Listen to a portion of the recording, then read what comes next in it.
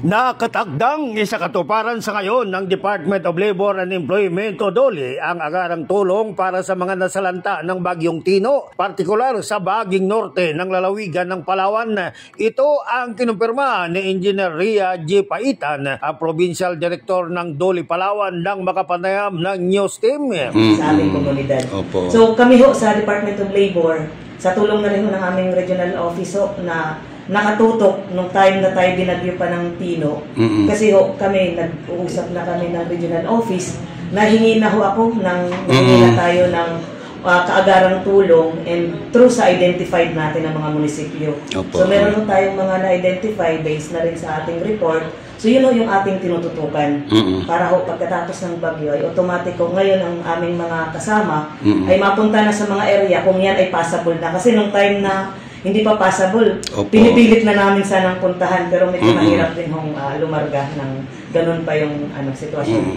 So ngayon ho, ongoing lahat yun, agara naman nakapagbigay ang ating mga LGU ng mga profile na affected.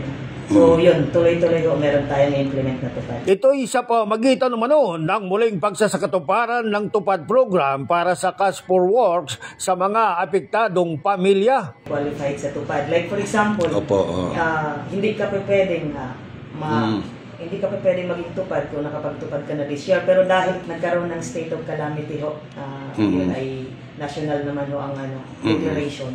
So, pwede ho yun. So, halos lahat, hindi ko lang ho siyempre mahirap po sa part namin na maisabi namin na malahat talaga. Kasi ang pundo natin, limited ho yan. Ngayon, para lahat ho ng ating mga munisipyo ay makapagtamasa man din ho ng assistance na yun. Or actually yun ay cash for work, hindi ho assistance. That's cash for work. Para ho makatulong tayo sa community at the same time yung mga tao, matulungan din ho natin sa pang-araw-araw.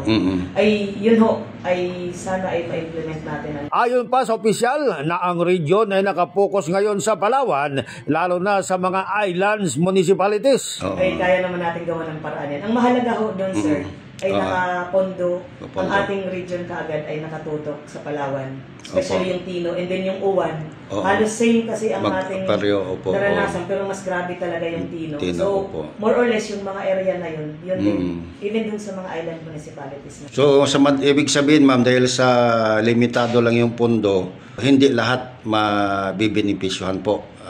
Hindi ko masabing lahat kagad, sir. Malay mo doon sa ating pondo ay malalahat pala yun. Kasi pwede namin may 10 days and 15 days. Ay, kung mag-10 days tayo, madaming beneficiaries ang makakatamasa. So ngayon, 10 days natin para medyo dumami. Lahat makinabang. And ganun pa man, patuloy pa rin ho kami nagtitingin. Kasi kung sakali man hindi masasakop ng pondo, try din lang ho namin, baka mahinga natin.